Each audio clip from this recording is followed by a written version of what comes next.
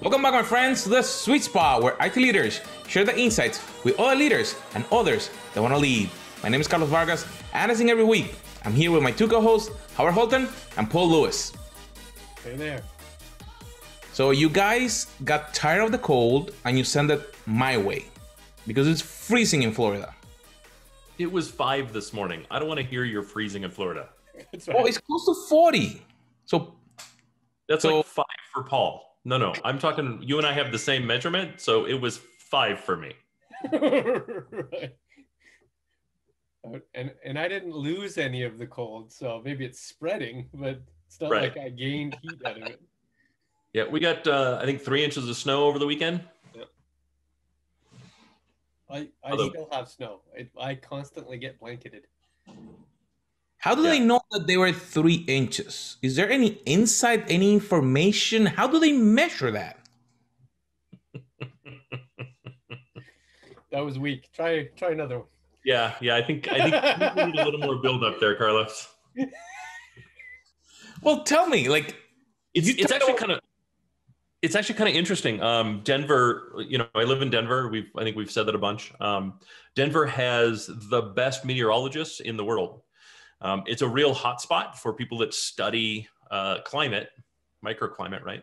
To vie for the positions that are available here. It's highly contested, and the main reason is because our weather is so incredibly interesting. Right, we have some of the largest shifts in temperature. Like we were, I want to say 90 one day, 27 the next day, 85 the next day. Right. And a lot of it has to do with the fact that we've got the Rocky Mountains that go north to south and create effectively a weather break. And so systems that wouldn't turn into anything because they'll come west to east will come over the Rockies. And then because the atmosphere increases in size and the pressure drops, they'll stall, build, and then drop. And then the other way around, right? If they're coming east to west, they encounter a high pressure resistance from the 14,000 foot peaks. And then they'll stall and everything behind them will compress and compress and compress, and then they'll drop weather. The west to east often will cause our spring hail storms, which get worse and worse as they move out towards the plains, right? Because everything behind them is picking up speed. And that's where you'll get like Nebraska and Kansas will get the, hail that's softball size. And you get extreme discounts on automotive, right? Because they'll destroy whole car lots. And even, kind of around me, like at my house, I get maybe dime-sized hail, which isn't anything you want to be outside in. But a couple miles from me, they'll get golf ball size hail with some frequency. Wow. Yeah. And we've become, I will say in the last 20 years, we've become significantly better at predicting the weather, right? The data models have become better. The tools have become better. The Doppler radar has become significantly better, much more higher resolution, right? So they use those insights to kind of feed into what the expected outcome will be. But they are frequent. That is a bridge worthy of repeating. But they're frequently wrong, right? And I think that's kind of the purpose of today's talk. Insight does not equal outcome. So this was your topic, Paul. Why don't you give us an intro?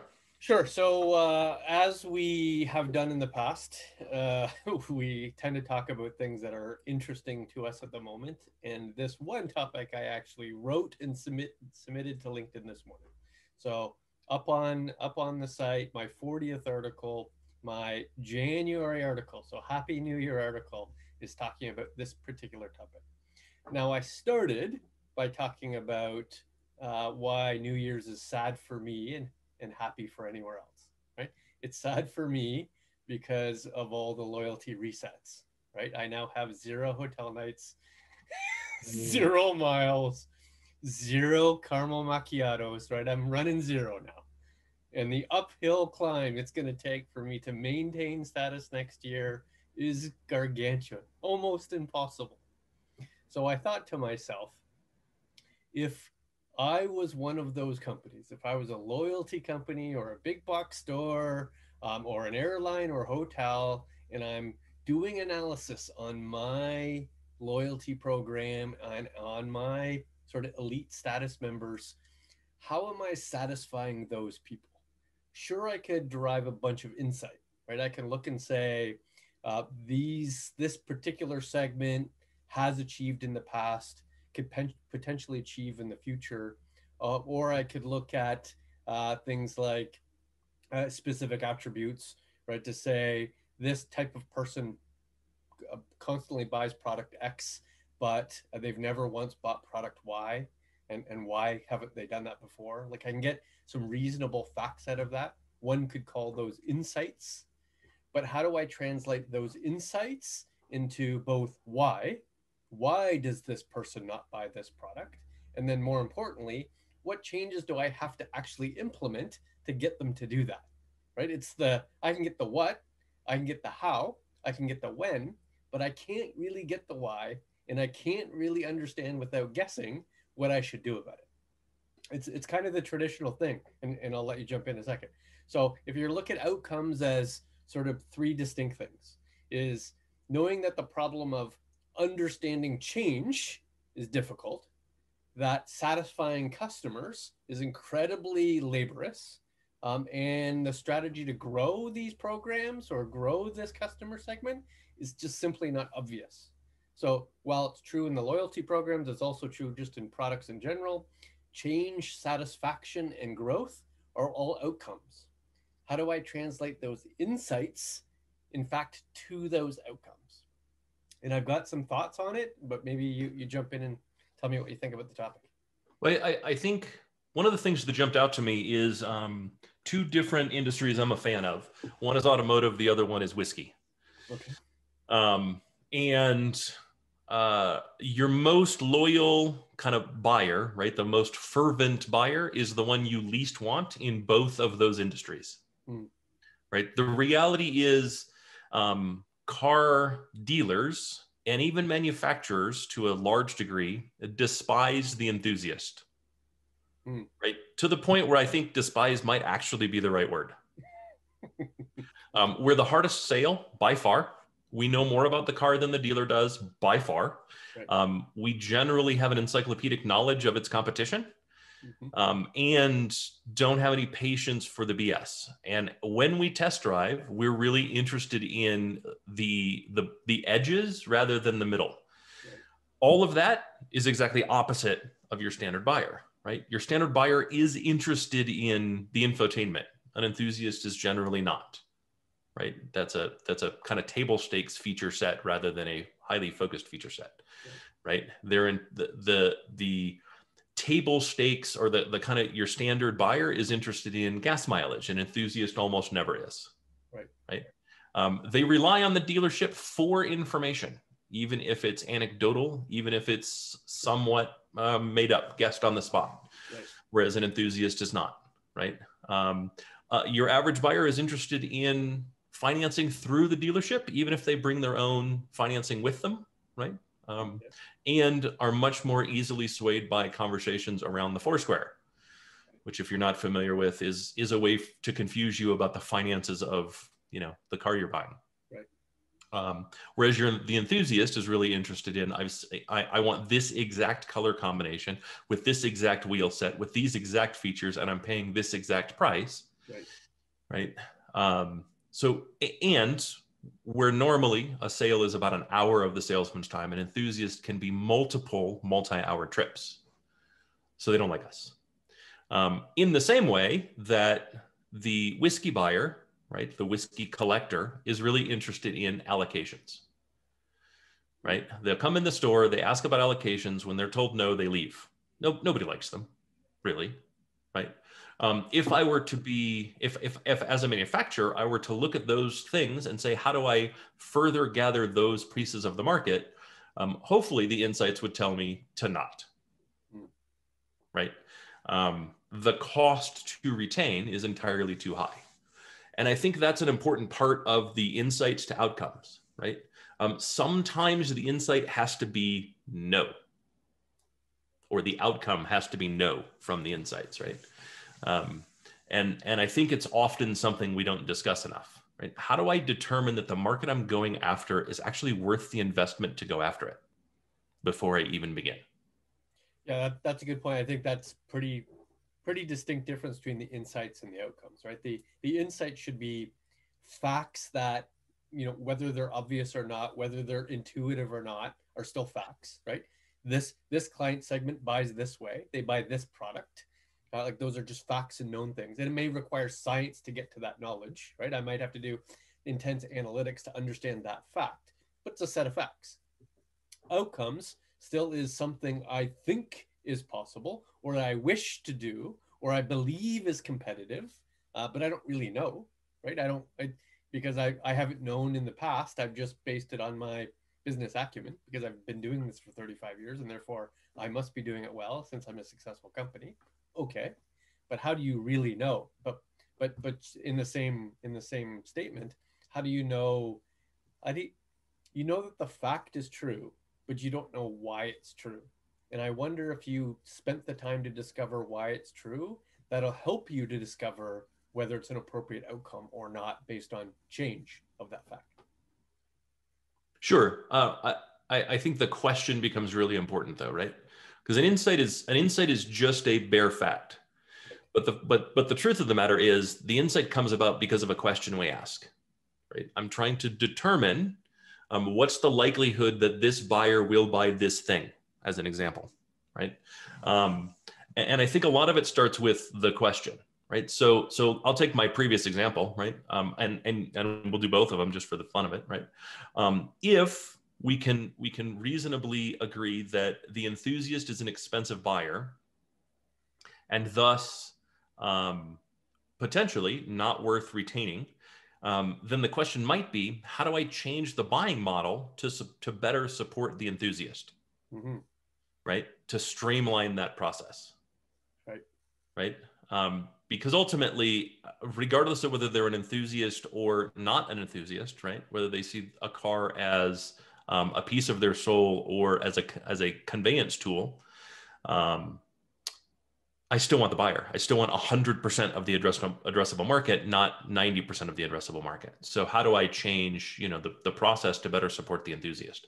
And then from the whiskey buyer, right, the question really should be, one, how big is the enthusiast market? And two, is there a way to better serve the enthusiast market? Can I provide tools that say, while I don't have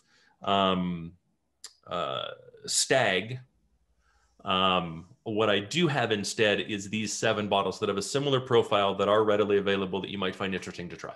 Can I provide sales tools that help steer the buyer from a no to a no but? So you're getting to my 5 points. Let's not get there yet.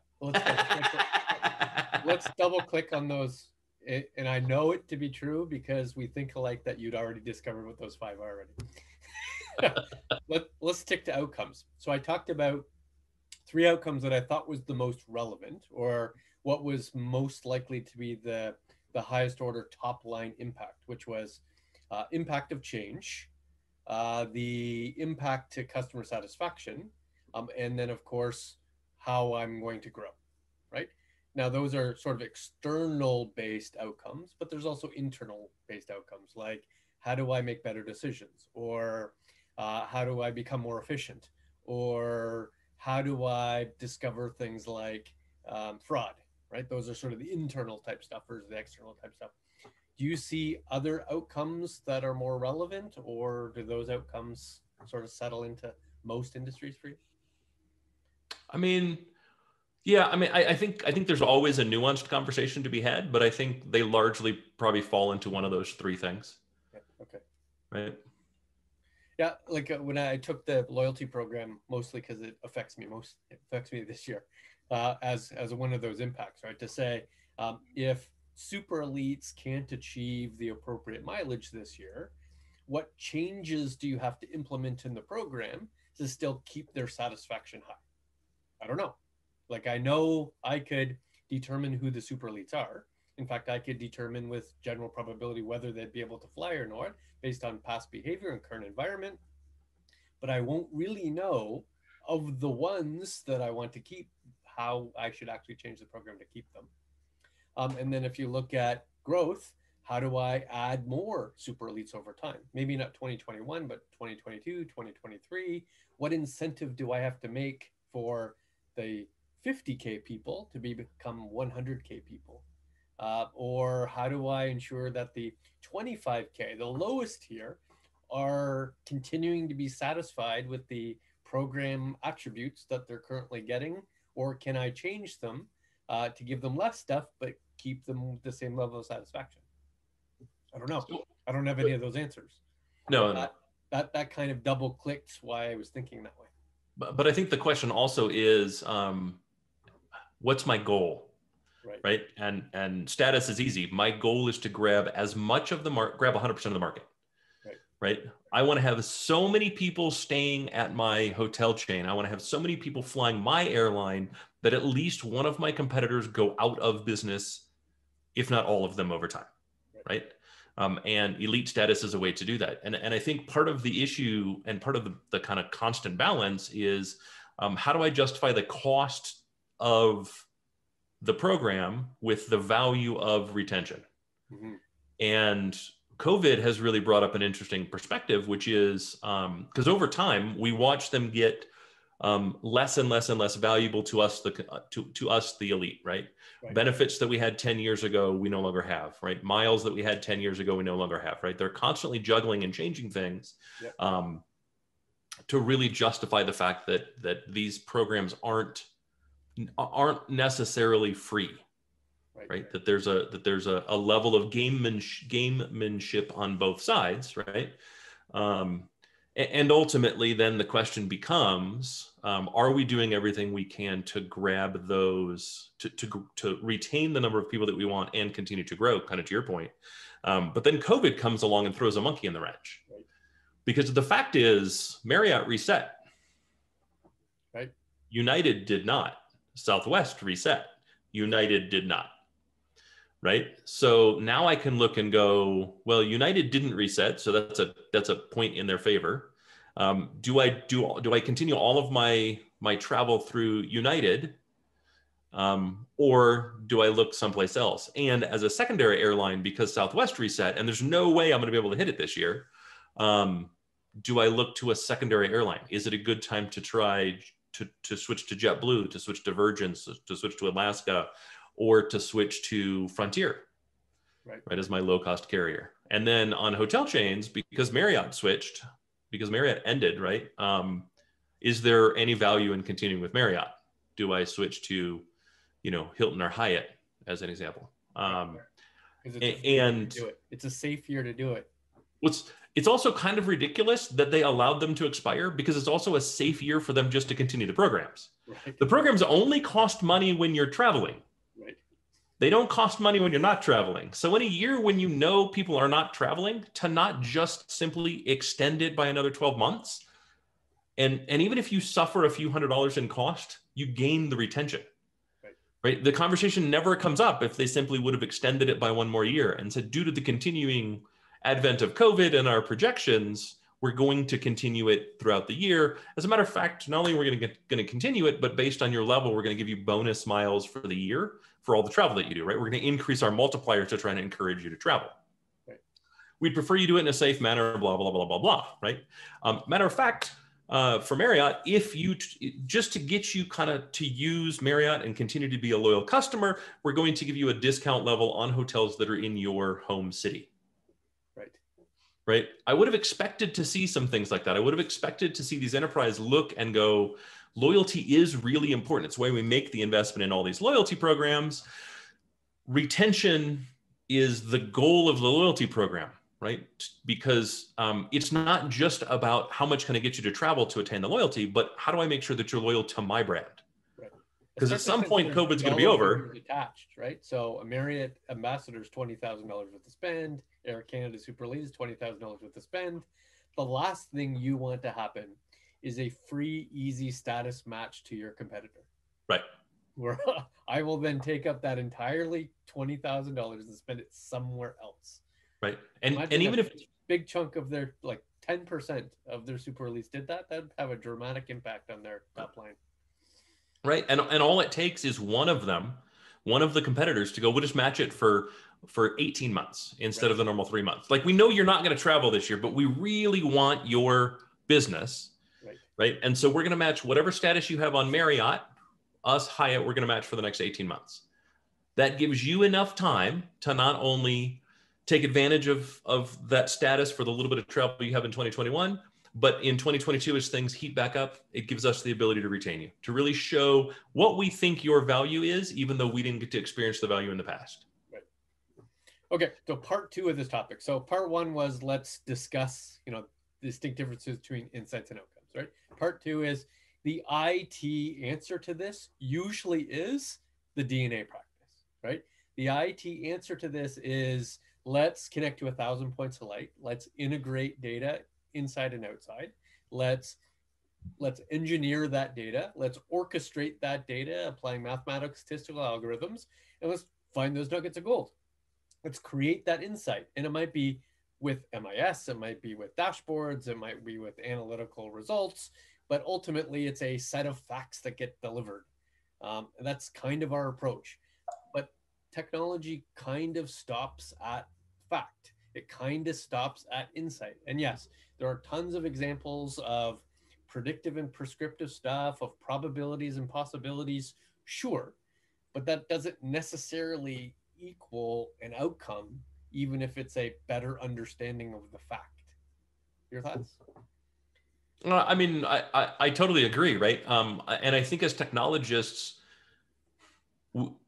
we don't need, I don't think we need to go further as technologists. I think we need to better explain as technologists, right? The fact is, this is where the partnership is both becomes valuable and is required between technology and the business, right? It is incumbent upon us to understand the business better, no doubt, no two ways about it. We've done a poor job of it historically. However, that doesn't mean we become the business, right? Ultimately, that allows us to provide better insights. We never provide the outcome, right? We provide the insight. We may help execute. We may provide advice. What do you think we should do with this?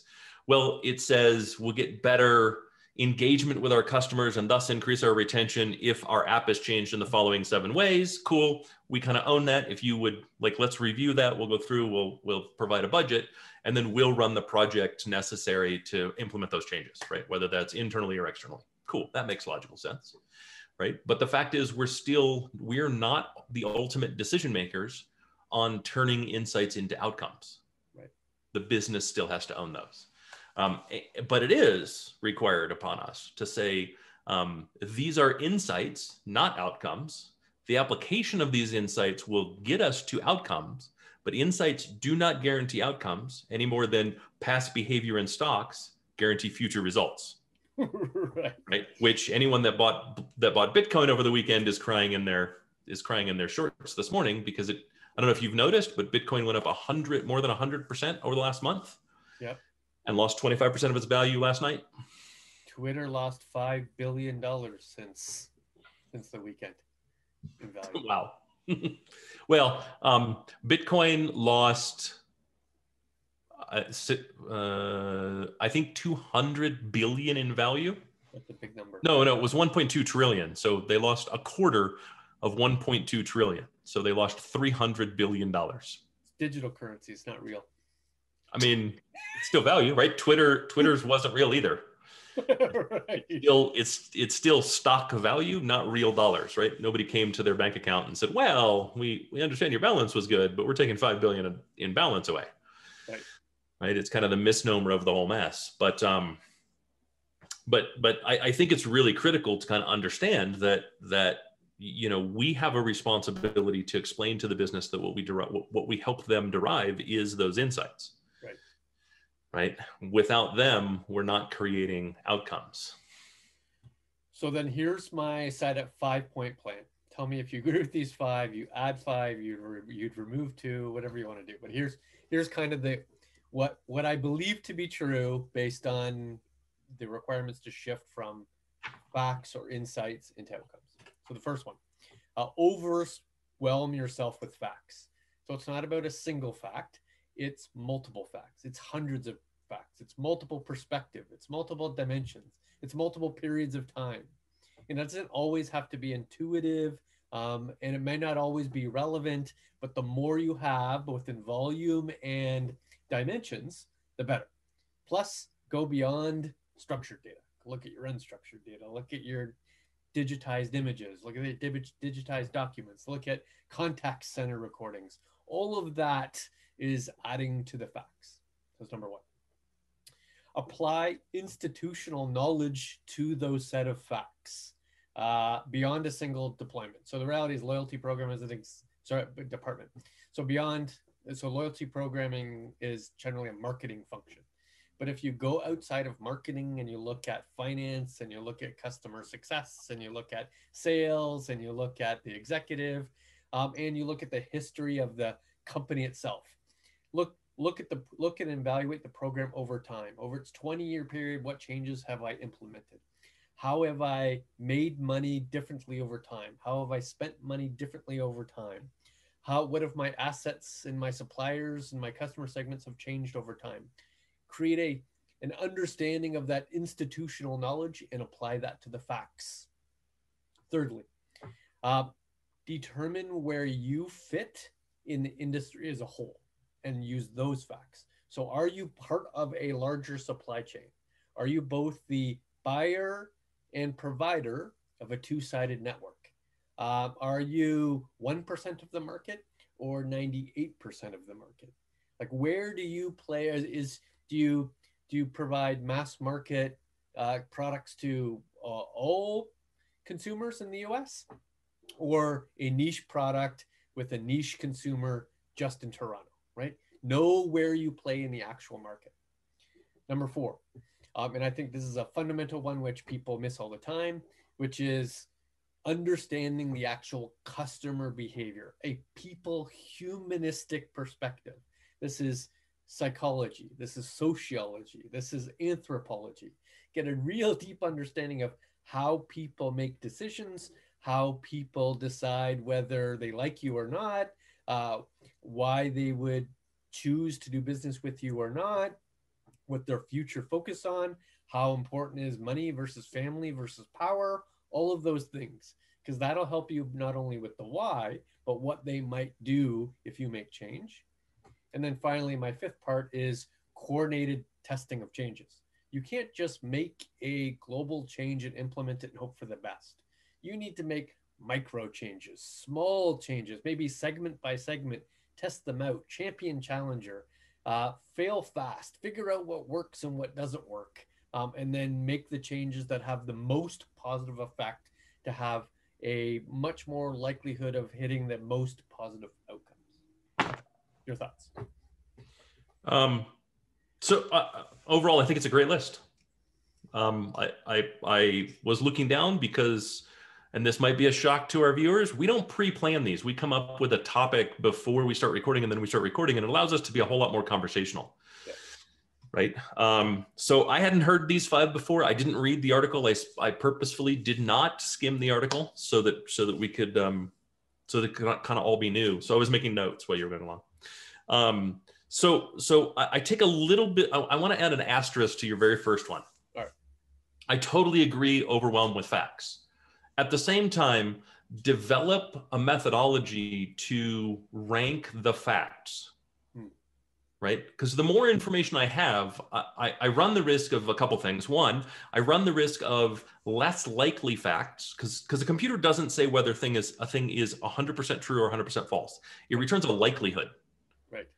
Right. And what I don't want to do is get into a situation where, one, my inputs were bad, right? My data set was biased, right?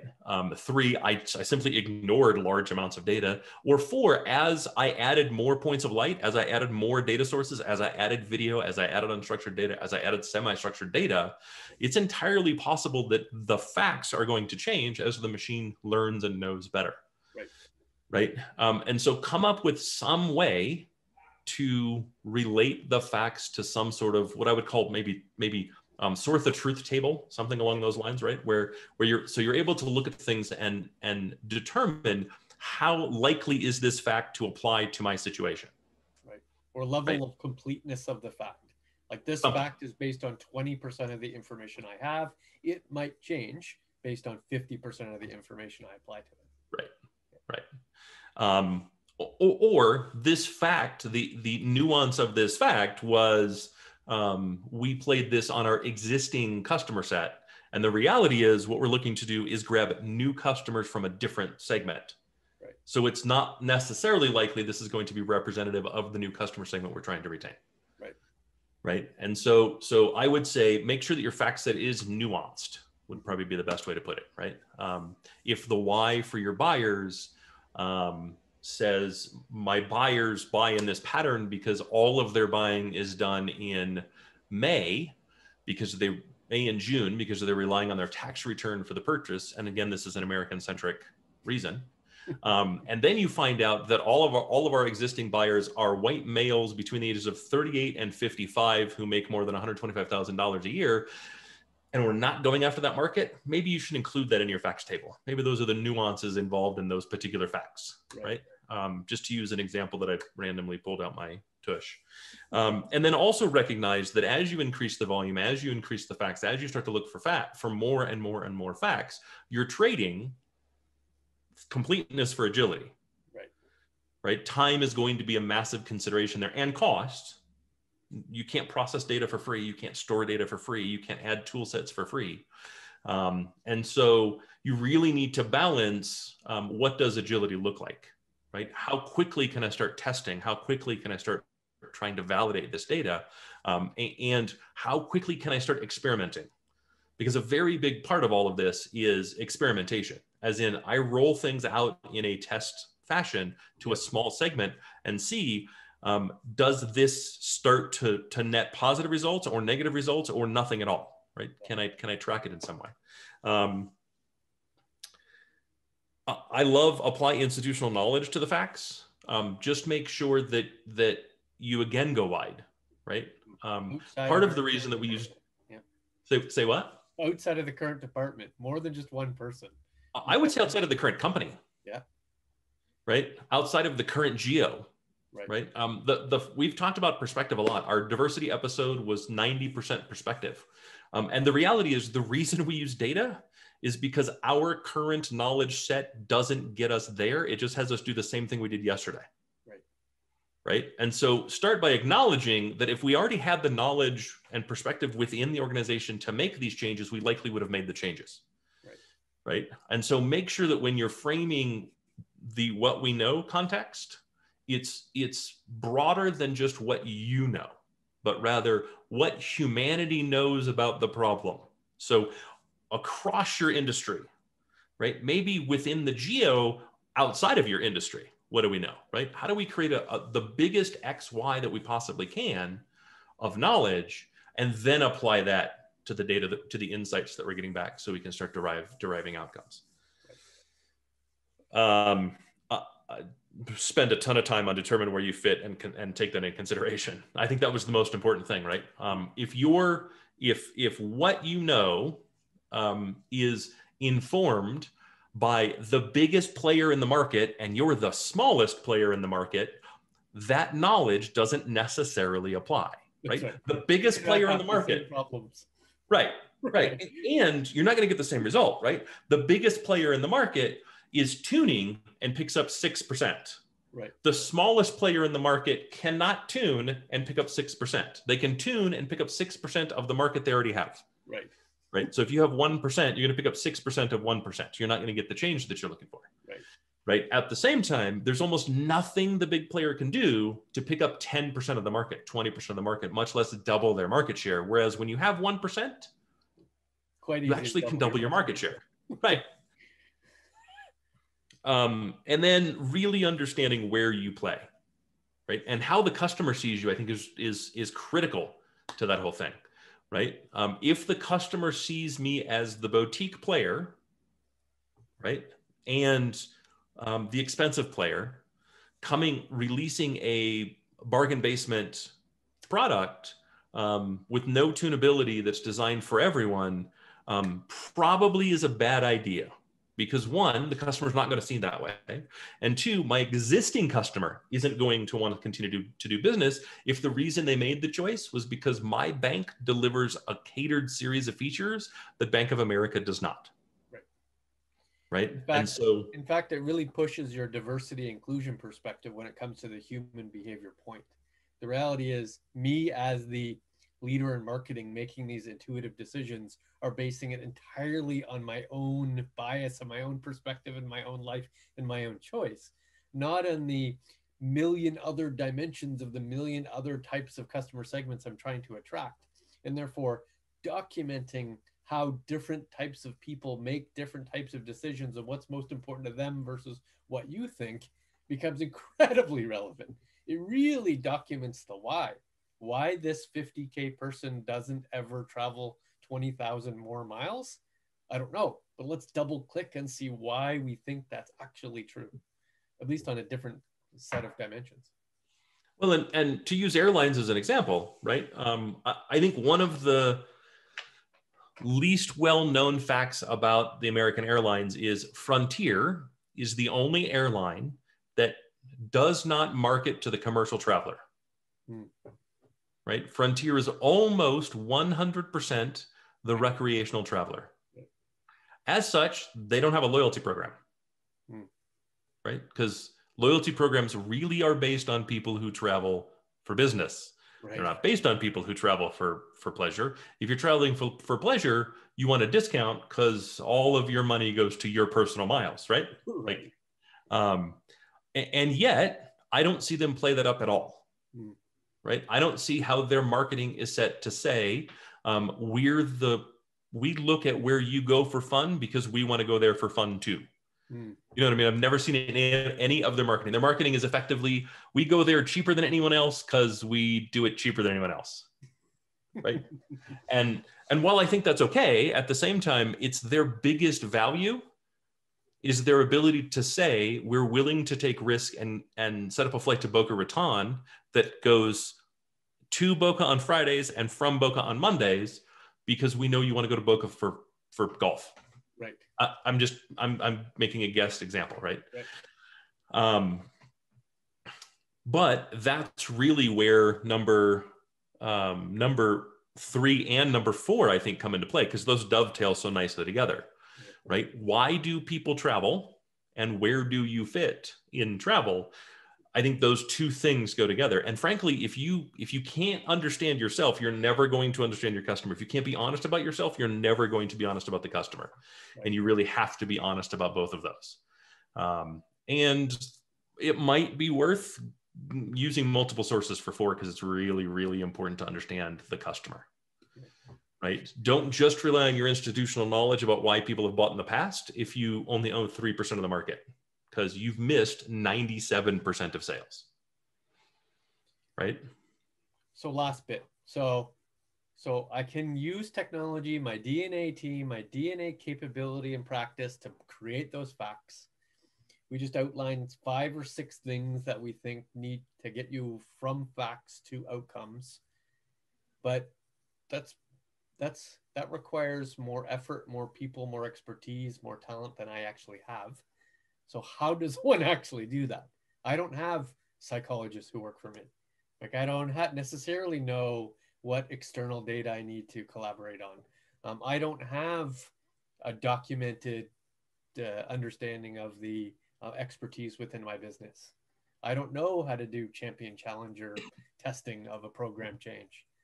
Wait, before you reveal, is it going to be something we've talked about before? I don't know. You tell me. Is it going to be rely on the ecosystems of talent that we've created? You're awesome. Ecosystems of partnerships, talent, information, and technology. Yes. Yeah. We talk a lot about the ecosystem. Yeah. A lot about the ecosystem. And frankly, if as a leader, you don't talk about the ecosystem, you need to back up about 10 paces and figure out why you're not talking about the ecosystem. Your job as a CIO, as a CEO, as a vice president is to build and nurture ecosystems of capabilities, right? Not just nurture, and it should start by nurturing those ecosystems within your own teams, obviously, But by the time you move beyond director, beyond senior director, and you're into VP, you really should be really focusing on, like, you should have the internal ecosystems down pretty pat. And you really should be focusing outside of your department and outside of your company to really improve those ecosystems. What do you think of shared outcomes? What do you think of working with ecosystem partners to say, we're going to share on our joint ability to create an outcome, like a 2% growth. You'll get a share of that, I'll get a share of that. Or creating level of efficiency. And every $1 million I save, you'll get 200,000, I'll keep 800,000. What does that appeal to you? Do you think it appeals to anyone? I mean, I not only does it appeal to me, but I think it should appeal to everyone, right?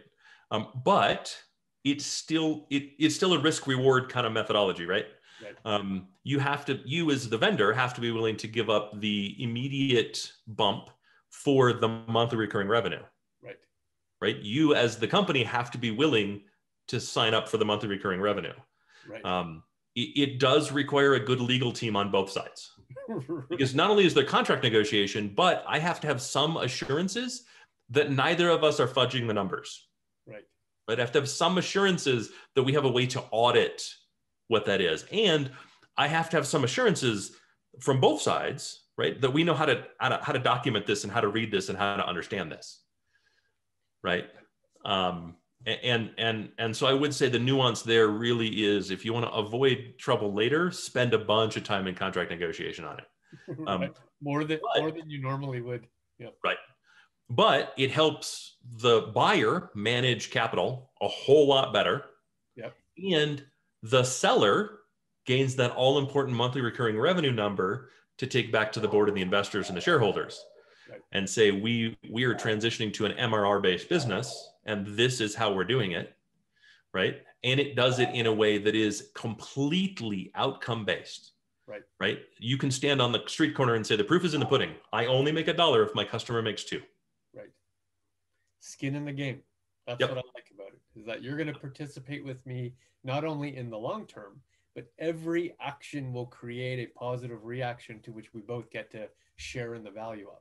And if we fail fast, of the things that don't succeed, we both are attributed with its loss before we move on to a next thing and work on something that actually produces a positive.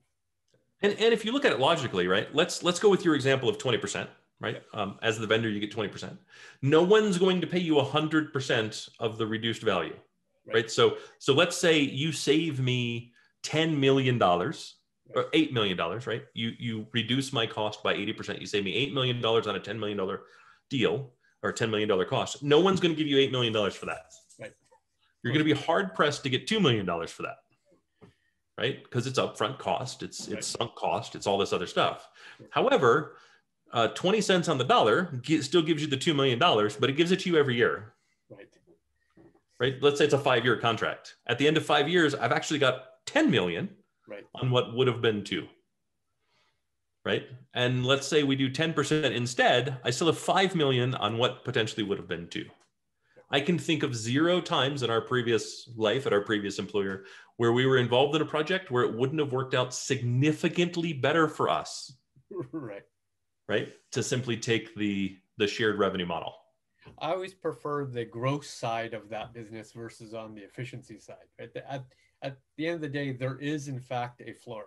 There's only so much one can save. It's not an unlimited savings capability, but it's arguably an unlimited growth capability, right? To say, for every new customer, for every new dollar, for every new product sold, we get a piece of the pie, versus for every dollar saved, I want 20 cents of it. Because yeah, go ahead. Ultimately, I think that's a value engineering exercise to begin with, right? Because it's a question for the buyer, where do I invest my dollars? It doesn't matter where the dollars come from, right? Because that's what we were just talking about. But let's talk about where I invest my dollars. Everything works really well. My efficiency is really high, and I'm a small player in the market. We're going for growth, right? If, on the other hand, I have a piece of my business that breaks all the time, right? And then you can come in and say, we're going to reduce your outages by 10%, and the cost savings to that is $25 million a year per location, right? Then it really quickly becomes, that sounds like money we should invest. right? Especially if my cost for that is 10 cents on the dollar. Yeah. Loyalty leakage. Right. And so I think it really depends on what your business is. And I think it really depends on who you are to determine which side of the equation makes sense today. And if we're being honest, that's all we're talking about in any of this. The key takeaway should be every single one of these examples, every single piece of this advice is not a one-time playbook, but a constantly repeating playbook. Right? Everything I learned before gets fed back into the system to give me better insights for tomorrow, to drive better outcomes. My successes and my failures. Every time I succeed, the data goes back in. Every time I fail, the data goes back in. Right? Models I've rejected before might become really important tomorrow. If I decide today I need to work on efficiency, tomorrow I'm working on growth. Right? You're not just choosing one, you're just choosing one today. Tomorrow, you're going to choose another one. The day after, you're going to choose another one. The day after, you're going to choose another one until you own 100% of the potentially addressing market or you retire. Right. 100% and then it's the next guy's choice. Of the total market at zero cost. Correct. That is the perfect business. Right? I mean, and ultimately, that's what we're talking about. Right. There is no point at which we say we are done with data. There is no point at which we say we're done with insights, we're done with outcomes, and we're done with the process. It is constant, it is continual, it is forever. You, as an individual, might be done. The business can never be done. Carlos, healthy conversation. Yeah, this was a very healthy conversation. Insights and outcomes. A lot of times that get confused, but as technology leaders, we need to understand where the business is so we can help them drive the correct insights so they can get the correct outcomes. So as every week, my friends, make sure that you subscribe and that you share, and we read your comments, and that's how we come out with some of the topics, because it's feedback that we're getting from our viewers. So my friends, we'll see you on our next episode.